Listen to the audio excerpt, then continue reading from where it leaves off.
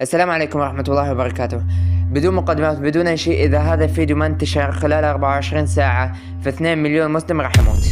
هو مو شرط هالفيديو، الفكرة باختصار من أكبر المخمصات صار في العالم، وأكبر مخمصة في القرن العشرين صار الآن في هزة.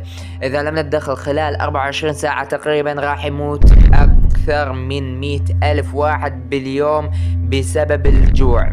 تعرف شو معنى يموت 100,000 واحد باليوم بسبب الجوع؟ الرسول صلى الله عليه وسلم قال في هذا الحديث: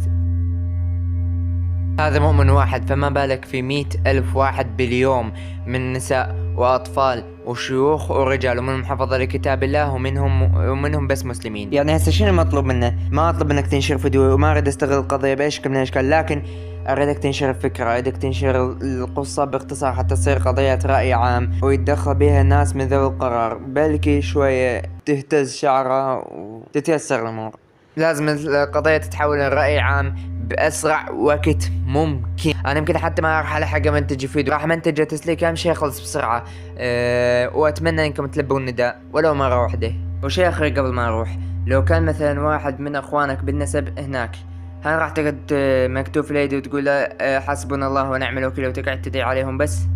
ما أعتقد هذا الشيء. فإذا كنت مسلم وصدق تؤمن بالله وتؤمن بالقرآن الذي أنزل على محمد عليه الصلاة والسلام وأنزل إلينا، فقال الله تعالى: إنما المؤمنون إخوة، إنما المؤمنون إخوة فأصلحوا بين أخويكم واتقوا